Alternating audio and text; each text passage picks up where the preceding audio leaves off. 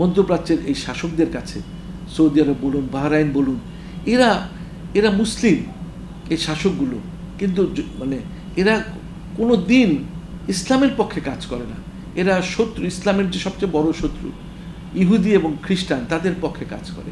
এই যে সৌদি আরব এত ট্রিলিয়ন ডলারের অস্ত্র কিনে যাচ্ছে, বাহরাইন কিনেছে, কাতার কিনেছে, এগুলো তো আস্তে আস্তে পচে যাবে। এগুলো তো মুসলমানদের জন্য ব্যবহার করা হয় না। সৌদি আরব ব্যবহার করে ইয়েমেনের গরিব একটা দেশ, সেই ইয়েমেনের মুসলমানদের উপরে, ইসরায়েলের উপরে কোনো। সৌদি আরব যদি একদিন বলতো যে আজকের মধ্যে যুদ্ধ বন্ধ করতে হবে ইসরায়েলকে, ইসরায়েল সঙ্গে সঙ্গে যুদ্ধ বন্ধ করতে বাধ্য হতো, কিন্তু তারা বলে না। ইরানের পক্ষে তো কোনো মুসলিম দেশ নাই। চিন্তা করেন, জর্ডান একটা মুসলিম দেশ, সেখানে কত নবী রসুলের কবর রয়েছে। ইভেন সাহাবি বৃক্ষ যেটাকে বলা হয়, রসুল সাল্লাল্লাহু আলাইহি ওয়াসাল্লাম যেই গাছের নিচে বসেছিলেন, সেটাও জর্দানে অবস্থিত। সেই জর্দান পুরোপুরিভাবে ইসরায়েলকে সমর্থন দিয়েছে এবং ইসরায়েলের যুদ্ধ বিমানের জন্য তার আকাশপথ খোলা রেখেছে, কিন্তু ইরানের যুদ্ধ বিমান বা মিসাইলের জন্য তার আকাশপথ বন্ধ ছিল। ইরানের এখন যেটা করতে হবে, ইরানের অনেক লেটেস্ট মিসাইল তৈরি হয়েছে। এখন ইরানের প্রচুর পরিমাণে latest multi role 5th generation যুদ্ধ বিমান কিনতে হবে। 5th জেনারেশন 4.5 আমরা দেখেছি যে পাকিস্তানের যে F-10C যুদ্ধ বিমানের কাছে আপনার রাফায়েল পর্যন্ত পর্যদস্ত হয়েছে। ভারতের যে সবচেয়ে বড় গর্ব রাফায়েল, সেটা পর্যন্ত পর্যদস্ত হয়েছে।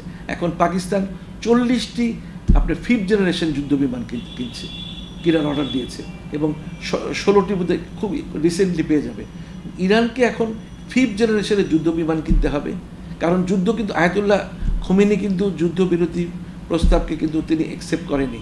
এটা জাস্ট যুদ্ধ বন্ধ রয়েছে। এখন যে কোনো সময় আরেকটি যুদ্ধ লেগে যেতে পারে। যুদ্ধ যদি লেগে যায় তাহলে ইরানের আকাশ সম্পূর্ণ অরক্ষিত রয়েছে। এই পুরোনো দিনের যুদ্ধ বিমান নিয়ে আমরা দেখেছি, এই যে 12 দিনের যুদ্ধে তছনছ করে দিয়ে গেছে ইসরায়েলি বিমান। 5th জেনারেশন যুদ্ধ বিমান কিনতে হবে প্রচুর পরিমাণে, তাদের প্রচুর টাকা রয়েছে। আমাদের যেমন টাকার অভাব, আমাদের তেল নেই, তাদের তো তেল রয়েছে। তার তেল বিক্রি করে চীনের কাছে, ভারতের কাছে, অনেক দেশের। তো যদিও অর্থনৈতিক অবরোধ তাদের উপর দেওয়া রয়েছে, তারপর তারা তেল বিক্রি করছে। এবং আকাশ প্রতিরক্ষা ব্যবস্থাকে অত্যন্ত শক্তিশালী করতে হবে। ইরান কিন্তু অনেক বড় একটি দেশ, কিন্তু তার মিত্র আমরা দেখেছি যে নীতিগত সমর্থন দিয়েছে রাশিয়া, যে রাশিয়ার জন্য ইরান এত কিছু করলো ইউক্রেনের সঙ্গে যুদ্ধের জন্য। পারমাণবিক বোমার দরকার নেই, পারমাণবিক বোমা কেউই ব্যবহার করবে না। যদি ব্যবহার করতো তাহলে রাশিয়া ইউক্রেনের উপর একটা পারমাণবিক ছুড়ে ইউক্রেন ধ্বংস করে দিতে পারতো। ইসরায়েলের হাতে অনেক পারমাণবিক বোমা রয়েছে, কিন্তু পারমাণবিক বোমার এখন দরকার নেই। এখন ইরানের উচিত হবে আকাশ প্রতিরক্ষা, যেটা S-400 বা আরও লেটেস্ট যদি কিছু আকাশ প্রতিরক্ষা ব্যবস্থা তৈরি করা যায়, যদি 5th জেনারেশনের মাল্টি রোল যুদ্ধ বিমান প্রচুর পরিমাণে কিনে তাদের বৈমানিকদের দক্ষতা বাড়ানো যেতে পারে। আমরা ইতিমধ্যে দেখেছি যে পাকিস্তানের বৈমানিকদের দক্ষতা বিশ্বের মধ্যে সেরা। আমরা দেখেছি একটা মহিলা আয়েশা ফারুকি কীভাবে একটি F-10C-কে দিয়ে কীভাবে রাফায়েলের মতো লেটেস্ট যুদ্ধ বিমানগুলিকে ধ্বংস করলো। এবং বিমানটির কথা বললাম, চীন এয়ারক্রাফট যে তৈরি করে যে 10C, এটার মধ্যে কিন্তু যে ক্ষেপণাস্ত্রটি ব্যবহার করা যায় PL-15, এই PL-15 চীন থেকে সংগ্রহ করতে হবে, বাংলাদেশকেও সংগ্রহ করতে হবে, বাংলাদেশকেও এই প্রস্তুত থাকতে হবে। কারণ এই PL-15টা এমন একটি আপনার ক্ষেপণাস্ত্র যেটা আমরা পাকিস্তান ব্যবহার করলো, যেটা যখনই সুইচ অন করা যায় সেটা নিজেই খুঁজে নিবে কোথায় কোন শত্রু আছে, সেখানে গিয়ে হিট করবে। বৈমানিকের কোনো এখানে বাহাদুরি করার কিছু নেই, ওই PL-15ই খুঁজে নেবে ও শত্রুপক্ষর কোন বিমান আসছে। তো যদি PL-15 দিয়ে পুরোপুরিভাবে ইরান এবং প্রয়োজনে বাংলাদেশকেও হয়তো করতে হবে, সেটা হচ্ছে যে আমাদের এবং ইরানের আকাশপথকে অত্যন্ত শক্তিশালী করতে হবে। হরমুজ প্রণালীতে ইরানের মাইন পাতার প্রস্তুতি উদ্যোগে যুক্তরাষ্ট্র, এই বিষয়গুলোকে কীভাবে দেখছে? হরমুজ প্রণালী দিয়ে সারা বিশ্বের প্রায় 25% তেল সরবরাহ করা হয়। হরমুজ প্রণালী ছিল ইরানের লাস্ট ট্রাম্প কার্ড। ইরান যদি দেখতো যুদ্ধে একেবারে পরাজিত হয়ে যাচ্ছে ইসরায়েলের কাছে, তখন হরমুজ প্রণালীটা বন্ধ করে দিত। আর হরমুজ প্রণালী বন্ধ করলে কিন্তু সারা বিশ্বের মতো আমরাও ক্ষতিগ্রস্ত হতাম। কারণ আমাদের যে তেলগুলো আসে বিদেশ থেকে, মধ্যপ্রাচ্য থেকে, সেটা কিন্তু হরমুজ প্রণালী দিয়ে আসে। তাহলে আমাদের দেশে তেলের দাম বেড়ে যেত, আমাদের বিদ্যুৎ তো চলে তেল আর গ্যাসের উপরে, আমরা বিদ্যুৎ পেতাম না, সারা বিশ্বের মধ্যে একটা হাহাকার পড়ে যেত। হরমুজ প্রণালীটা হচ্ছে ইরানের জন্য একটা লাস্ট ট্রাম্প কার্ড ছিল, যেটা ইরান শেষ পর্যন্ত ব্যবহার করেনি চীনের অনুরোধে। কারণ চীন সবচেয়ে বড় তেলের ক্রেতা ইরানের কাছ থেকে। যদি হরমুজ প্রণালী বন্ধ করে দেয়, চীন তেল পেত না, এবং চীনের রিকোয়েস্টে কিন্তু ইরান এই হরমুজ প্রণালীটা বন্ধ করেনি। আর হরমুজ প্রণালী বন্ধ করলে কিন্তু মানে সব দেশের জন্য, মধ্যপ্রাচ্য কিন্তু একদম ধ্বংস হয়ে যেত, তেল তারা বিক্রি করতে পারতো না। আমার একটা প্রশ্ন আলী সাহেব, মধ্যপ্রাচ্যের এই শাসকদের কাছে, সৌদি আরব বলুন, বাহরাইন বলুন, এরা মুসলিম, এই শাসকগুলো কিন্তু মানে এরা কোনো দিন ইসলামের পক্ষে কাজ করে না। এরা শত্রু, ইসলামের যে সবচেয়ে বড় শত্রু ইহুদি এবং খ্রিস্টান, তাদের পক্ষে কাজ করে। এই যে সৌদি আরব এত ট্রিলিয়ন ডলারের অস্ত্র কিনে যাচ্ছে, বাহরাইন কিনেছে, কাতার কিনেছে, এগুলো তো আস্তে আস্তে পচে যাবে। এগুলো তো মুসলমানদের জন্য ব্যবহার করা হয় না। সৌদি আরব ব্যবহার করে ইয়েমেনের গরিব একটা দেশ, সেই ইয়েমেনের মুসলমানদের উপরে, ইসরায়েলের উপরে কোনো। সৌদি আরব যদি একদিন বলতো যে আজকের মধ্যে যুদ্ধ বন্ধ করতে হবে ইসরায়েলকে, ইসরায়েল সঙ্গে সঙ্গে যুদ্ধ বন্ধ করতে বাধ্য হতো, কিন্তু তারা বলে না। তারা নীতিগত সমর্থন দিয়েছে, গাজার হামলা চলছে প্রতিদিন, কত অসংখ্য মানুষ পড়েছে, এ পর্যন্ত প্রায় লাখখানেক নিরীহ মানুষের মৃত্যু হয়েছে গাজাতে। অথচ সৌদি আরব নীরব, বাহরাইন নীরব, তারা আরাম আয়েশ করছে। তাদের মানবতা বোধ কি তাদের মধ্যে কাজ করে না? আমরা তাদের জন্য কান্নাকাটি করি, কিন্তু সেই সৌদি আরব, বাহরাইন, কুয়েত, দুবাই, আবুধাবি, এরা কিছুই বলছে না গাজার জন্য। ইভেন মিশর, আমেরিকার পা চাটতে চাটতে, ইসরায়েলের পা চাটতে চাটতে এমন একটা অবস্থা যে এদের মুসলিম দেশ হিসেবে এদেরকে বলাটাই আমার মনে হয় যে একটা মানে বিদ্রুপ করা। এরা মুসলমানদের স্বার্থে কিছুই করছে না, শুধু নিজের স্বার্থ দেখছে। নিজের ওই রাজা বাদশাগুলো নিজের গদি সামলানোর তালে আছে। এইভাবে তো মুসলিম বিশ্বের ওআইসির মতো একটা বড় সংগঠন, কিন্তু অত্যন্ত দুর্বল সংগঠন। তারা একটা বিবৃতি দেয়, অনেকে বসে একটা যুক্ত বিবৃতি দেয়, ওখানে এদের কর্মকর্ম শেষ।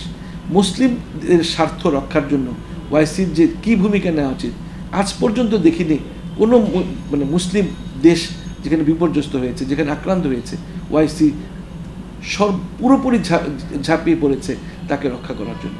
যেমন ন্যাটোর মধ্যে কি, ন্যাটোর মতো ওআইসির করা উচিত যে ন্যাটোর একটি দেশ যদি আক্রান্ত হয়, সবগুলো দেশ, ন্যাটোভুক্ত যে দেশ, তাকে রক্ষার জন্য এগিয়ে আসবে। ওআইসির তো এই ধরনের একটা ভূমিকা নেওয়া উচিত। এখন শুনছি যে বাংলাদেশ, চীন এবং পাকিস্তান একটা নতুন একটা, যেমন সার্ক ছিল, এরকম একটা সংস্থা তৈরি করার চেষ্টা করছে। সেখানে আফগানিস্তানকেও ডাকা হবে, নেপাল, শ্রীলঙ্কা, ইভেন ভুটান, মালদ্বীপ, এদেরকে ডাকা হবে। ভারত এই ব্যাপারে কিন্তু খুবই অনীহা প্রকাশ করেছে, কারণ যেখানে চীন আছে, পাকিস্তান আছে, ভারত সেখানে আসবে না। আর এই ধরনের সার্কের মতো একটা দুর্বল সংস্থা করে তো লাভ নেই। জাস্ট খালি বছরে একবার আলোচনা হলো, চা চক্র হলো, ডিনার হলো, নৌবিহার হলো, এখানেই শেষ। কিন্তু এই ধরনের দুর্বল সংগঠন করে, সংস্থা করে লাভ নেই। শক্তিশালী সংগঠন, যেখানে একজনের বিপদে আরেকজন ঝাঁপিয়ে পড়বে ন্যায়সঙ্গতভাবে, সেটা এই ধরনের সংগঠনে আমার মনে হয় প্রয়োজন আছে।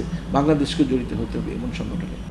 আদালত অবমাননার মামলায় শেখ হাসিনাকে 6 মাসের কারাদণ্ড দিয়েছেন আন্তর্জাতিক অপরাধ ট্রাইব্যুনাল। আপনার মন্তব্য? হ্যাঁ, শেষ পর্যন্ত একটি রায় আমরা পেলাম, যদিও বড় রায়ের জন্য আমি অপেক্ষা করছিলাম। একটা আদালতের অবমাননার জন্য 6 মাসের জেল হয়েছে।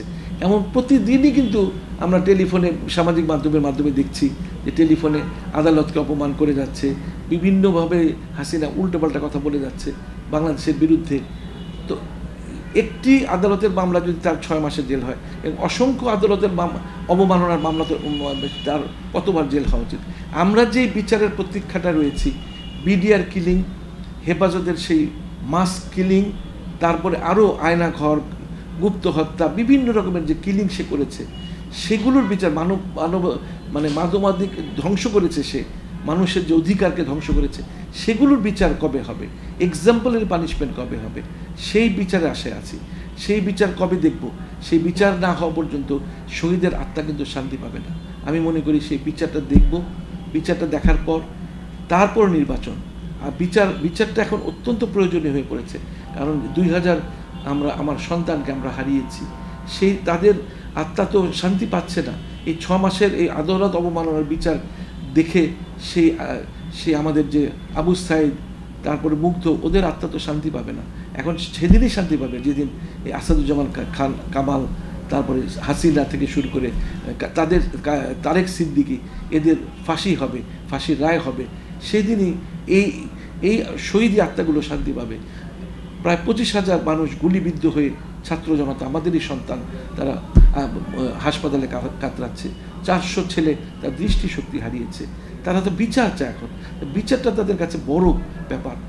বিচার ছাড়া আমার কাছে এখন আর কোনো কিছু চাওয়ার নেই। এখন তাদের বিচার করতে হবে, উপযুক্ত বিচার, এবং এটাকে দীর্ঘায়িত করা যাবে না। কারণ এই ট্রাইব্যুনাল রায় দেওয়ার পর তারপর যাবে হাইকোর্ট, তারপর যাবে সুপ্রিম কোর্ট, আবার রিভিউ আপিল করবে, অনেক লম্বা সময়। শর্ট সামারি করে আমরা তো চিহ্নিত, যেখানে মানে জাতিসংঘের পর্যবেক্ষণ পুরোপুরি দিয়েছে যে হাসিনা একটা কিলার, হাসিনা একটা খুনি। এখানে তো এত লম্বা চড়া বিচারের কোনো দরকার নেই। কারণ আমি মনে করি যে জাস্টিস ডিলেড, জাস্টিস ডিনাইড। কোনো মতে এই বিচারকে দীর্ঘায়িত করা যাবে না। আমরা উপযুক্ত শাস্তি চাই এই খুনিদের, তারপরে আমরা নির্বাচনের কথা ভাববো। এই জুলাই মাসে জুলাই সনদ নিয়ে অনেকেই কথা বলছে যে এই জুলাই মাসেই জুলাই সনদ প্রকাশ করা হচ্ছে, তা আপনি কি মনে করেন? আমি স্ট্রংলি এ ব্যাপারে একমত। এই জুলাই মাস এবং আগস্টের 5 তারিখ, এই সময় 36 দিনের আন্দোলন, এটা হচ্ছে আমাদের দ্বিতীয় মুক্তিযুদ্ধের আন্দোলন। এই দ্বিতীয় মুক্তিযুদ্ধ যারা করেছে, আপনি নাহিদ বলুন, আসিফ বলুন, তারপরে আরও অনেক, হাসনাত আবদুল্লাহ, এদের অবদানকে কোনো মতেই কিন্তু অবমূল্যায়ন করা যাবে না।